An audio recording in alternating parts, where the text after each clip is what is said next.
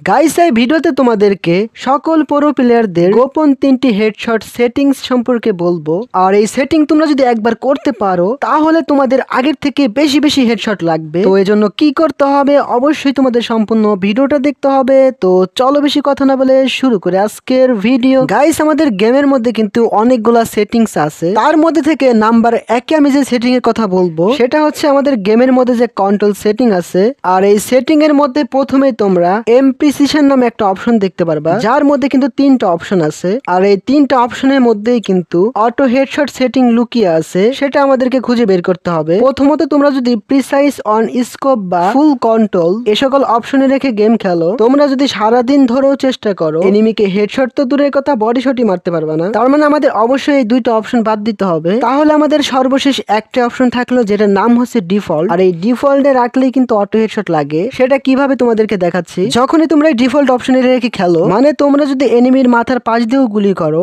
সেই ক্ষেত্রে auto M হয়ে অটোমেটিক কিন্তু এনিমির অটো হেডশট লেগে যায়। তাই তোমাদেরকে বলবো তোমরা যদি অটো হেডশট মারতে চাও তাহলে অবশ্যই কিন্তু এই অপশনটা ডিফল্টে রাখবা। 2 নম্বরে তোমাদের যে সেটিং এর কথা বলবো, গেমের মধ্যে হেডশট মারার জন্য ফায়ার বাটনের সাইজটা কিন্তু অ্যাডজাস্ট করা খুবই গুরুত্বপূর্ণ। তোমরা যদি হেডশট মারার জন্য ফায়ার বাটনের সাইজ কত রাখতে হয় সেটা না জানো, তাহলে তোমরা কখনোই কিন্তু হেডশট মারতে পারবে না। তাই তোমাদেরকে আমি এখন বলবো তোমাদের র্যাম অনুযায়ী ফায়ার বাটনের সাইজটা কততে রাখবা। যাদের র্যাম 1GB 2GB তারা ফায়ার বাটনের সাইজটা 45 রাখতে পারো। যাদের র্যাম 3GB 4GB তারা ফায়ার বাটনের সাইজটা 50 রাখতে পারো। আর যাদের র্যাম 6GB 8GB অথবা তার থেকে বেশি তারা ফায়ার বাটনের সাইজটা 55 রাখতে পারো। আর আমি তোমাদেরকে যেভাবে বললাম তোমরা এটা করলে তোমাদের কিন্তু অবশ্যই আগের থেকে বেশি বেশি হেডশট লাগবে। নাম্বার 3 তে বলবো গেমের মধ্যে সবথেকে গুরুত্বপূর্ণ যে সেটিংস সেটা হচ্ছে আমাদের এই সেনসিটিভিটি সেটিংস। হেডশট মারার জন্য কিন্তু আমাদের এই সেটিংটা কিন্তু অনেক গুরুত্বপূর্ণ ভূমিকা রাখে, কিন্তু আমরা সঠিক সেনসিটিভিটি না জানার কারণে হেডশট মারতে পারি না। এখন কথা হচ্ছে তোমরা এখান থেকে সেনসিটিভিটি কততে রাখবা, কিন্তু তার আগে তোমাদের জানতে হবে তোমরা কোন সকল গান দিয়ে হেডশট মারতে চাও। যেমন ধরো ডিজার্ট ইগল,